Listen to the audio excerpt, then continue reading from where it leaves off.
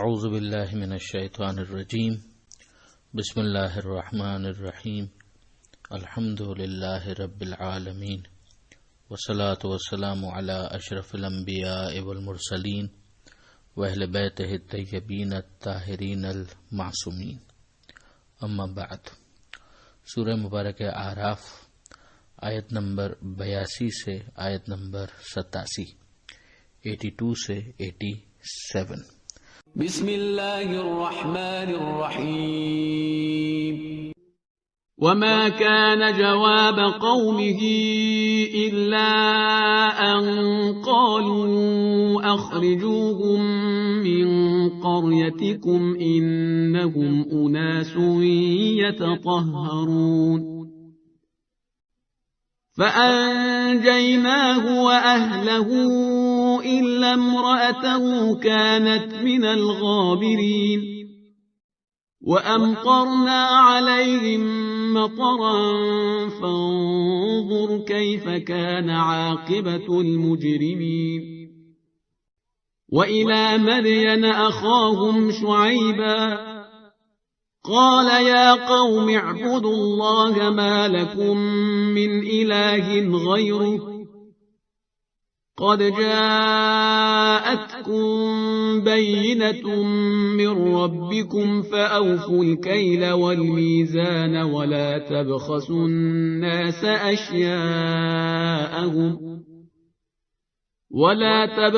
الناس أشياءهم ولا تفسدوا في الأرض بعد إصلاحها ذلكم خير لكم إن كنتم مؤمنين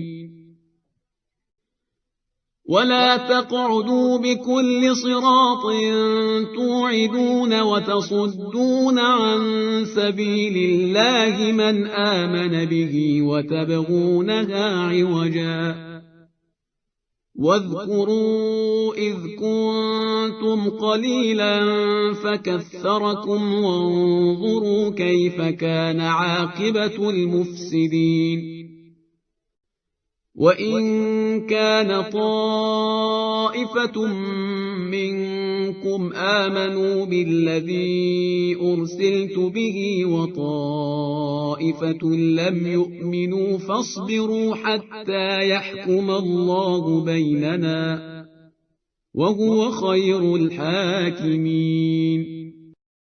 حضرت لوط علیہ السلام کے قضیے تک ہم پہنچے تھے کہ حضرت لوط علیہ السلام نے اپنی قوم کو پیغام دیا کہ تم ایسا فحاشی کا کام کر رہے ہو کہ جس کی نظیر عالمین میں نہیں ملتی۔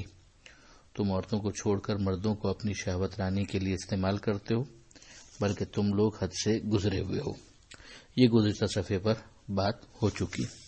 اب اس صفحے پر جو پہلی آیت ہے اس میں قوم کا ریئیکشن بیان ہو رہا ہے۔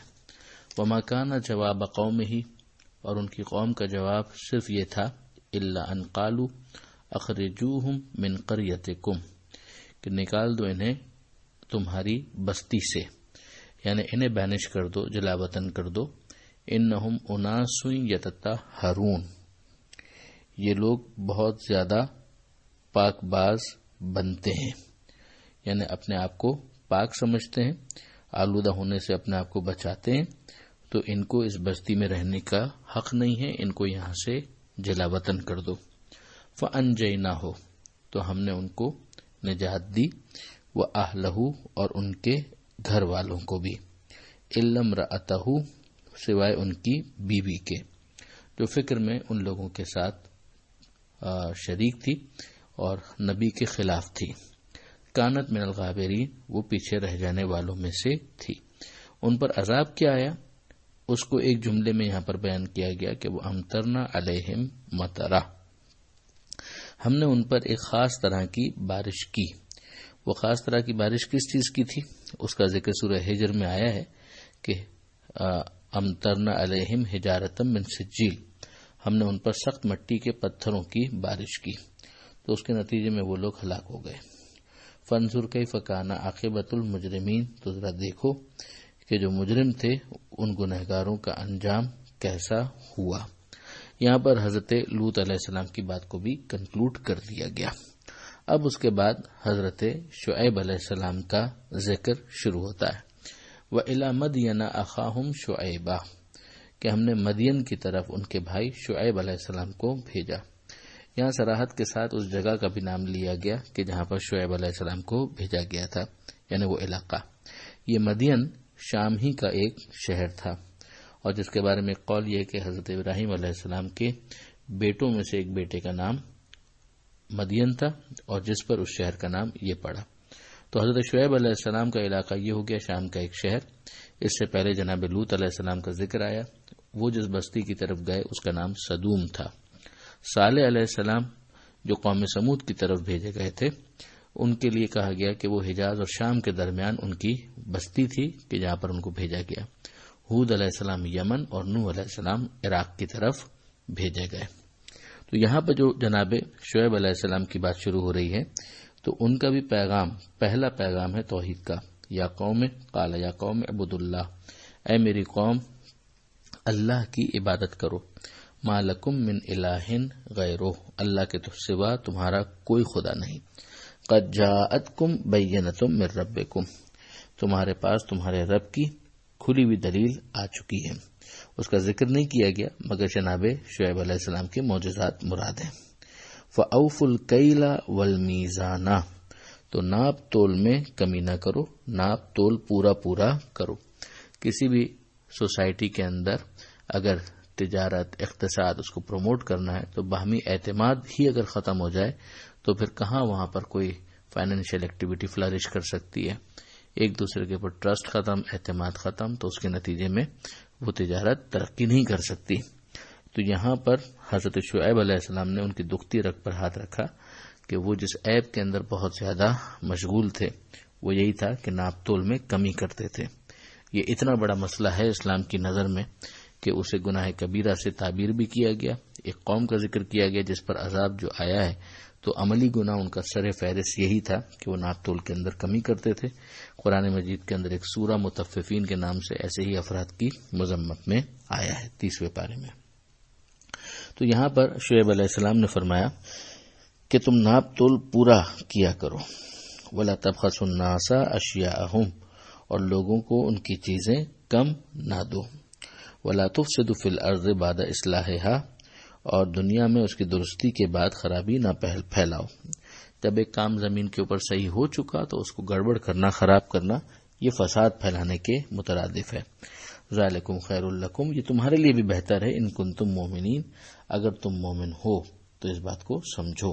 یعنی اگر تم مومن ہو تو نبی کی اس بات پر دھیان دو گے اور اس کا بالآخر فائدہ خود تم کو ہوگا۔ وہ معاشرہ ترقی کرتا ہے کہ جہاں پر باہمی اعتماد ہو اور اس کے نتیجے میں ایک تجارت کا ماحول بنے، کاروبار کا ماحول بنے، جس کے نتیجے میں بہت سی فائنینشیل امپروومنٹس آتی ہیں اور معاشرہ اوپر کی طرف جاتا ہے۔ اسٹینڈرڈ آف لیونگ یا زندگی گزارنے کا ڈھنگ جو ہے وہ بہتر ہوتا جاتا ہے۔ وَلَا تَقْعُدُوا بِكُلِّ صِرَاطٍ، اور نہ بیٹھو ہر راستے پر اس طرح کہ دھمکاتے ہو، تُوعِدُونَ، تم یہ دھمکاتے ہو، وَتَصُدُّونَ عَن سَبِيلِ اللَّهِ، اور اللہ کی راہ سے روکتے ہو کن کو؟ من آمن بہ، قتل کی دھمکیاں دینا، راہ سے روکنا، ڈرانا، دھمکانا، یہ خود اس بات کی دلیل ہے کہ ان کے پاس کوئی دلیل نہیں ہے، ورنہ تو وہ اس دلیل کے ذریعے سے کنونس کرنے کی کوشش کرتے، مگر دلیل کا نہ ہونا انہیں مجبور کرتا ہے کہ وہ اس طرح سے فورس کو استعمال کریں اور لوگوں کو ڈرائیں، دھمکائیں کہ اگر تم ایمان لے آئے تو ہم تمہیں زندہ نہیں رہنے دیں گے۔ وَتَبْغُونَهَا عِوَجًا، اور دین کے راستے کو ٹیڑھا کرنے کے درپے ہو۔ پھر ایک طریقہ یہ بھی ہوتا ہے کہ دین کی جو پابندیاں ہیں ان کو سامنے اس طرح سے پیش کیا جائے کہ اس کے نتیجے میں جو دین قبول کرنے والا ہے وہ ہٹنے کا اور واپس پلٹنے کا سوچے۔ وَاذْكُرُوا، اور یاد کرو، اِذْ كُنْتُمْ قَلِيلًا فَكَثَّرَكُمْ، کہ تمہاری تعداد کم تھی، اللہ نے تمہیں تعداد میں بڑھا دیا۔ یعنی اب اس علاقے کے اندر لوگوں کی تعداد کا اضافہ، مین پاور کا اضافہ، یہ خود ہیومن ریسورس بہت کاؤنٹ کرتا ہے کہ اگر کہیں پر ہو تو اس سے بہت ہی صحیح استفادہ کیا جا سکتا ہے۔ وَانظُرُوا كَيْفَ كَانَ عَاقِبَةُ الْمُفْسِدِينَ، اور ذرا دیکھو کہ کیسا ہوتا رہا ہے انجام ان لوگوں کا جو خرابیاں کیا کرتے تھے. یعنی تم پہلے نہیں ہوئے زمین کے اوپر، تم سے پہلے افراد آ کر گزر چکے ہیں، دیگر اقوام کا ذکر تم نے سنا ہے. تو ان کا جو معاملہ تھا جب انہوں نے جھٹلایا نبیوں کو، معصیت کی، تو ان کے ساتھ کیا ہوا وہ تم تک اطلاع پہنچ چکی ہے. تو تم ایسے مت بن جاؤ کہ تمہارا بھی انجام ویسا ہی ہو جائے. وَإِن كَانَ طَائِفَةٌ مِّنكُمْ آمَنُوا بِالَّذِي أُرْسِلْتُ بِهِ، اور اگر تم میں کا ایک گروہ ایمان لے آیا ہے اس پر کہ جو پیغام دے کر مجھے بھیجا گیا ہے، وہ طائفۃ لم یؤمنوا، اور ایک گروہ ہے کہ جس نے ایمان قبول نہیں کیا. یعنی چاہیے تو یہی تھا کہ سب ایمان لے آئیں، اب ایسا نہیں ہوا تو نتیجے میں لازماً ایک گروہ وہ ہوگا جو نجات پائے گا اور ایک گروہ ہلاک ہوگا. مگر اس کا فیصلہ آنکھوں کے سامنے آج نہیں آئے گا، تھوڑا بعد میں ہوگا. تو اس کے لیے پھر کیا کرنا ہے؟ فاصبروا، صبر کرو، حتی یحکم اللہ بیننا، یہاں تک کہ اللہ ہمارے درمیان فیصلہ کر دے. وہو خیر الحاکمین، اور وہ بہترین فیصلہ کرنے والا ہے.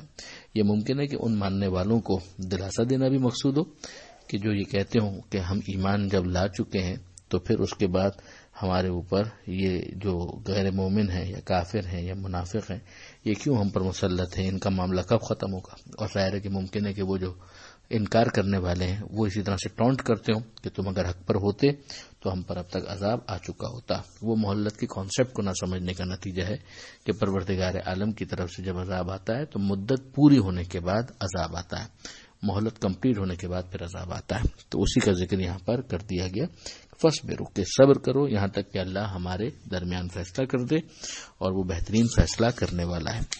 ابھی یہ بحث حضرت شعیب علیہ السلام کے حوالے سے آگے بڑھے گی، مگر ظاہر ہے کہ وہ اگلے صفحے پر. یہاں پر 8واں پارہ بھی مکمل ہو گیا، 9واں پارہ اگلی آیت سے اور اگلے صفحے سے شروع ہوگا، اور وہیں پر جناب شعیب علیہ السلام کی جو قوم کے افراد ہیں اور جو ان کے ایلیٹ کلاس والے ملا جن کو کہا گیا، ان کا ریئیکشن ڈسکس ہوگا. پروردگار عالم سے دعا ہے قرآن مجید سمجھنے اور عمل کی توفیق عطا فرما، اور وارث قرآن امام زمانہ کے ظہور میں تعجیل فرما. وآخر دعوانا ان الحمد للہ رب العالمین. والسلام علیکم ورحمۃ اللہ وبرکاتہ.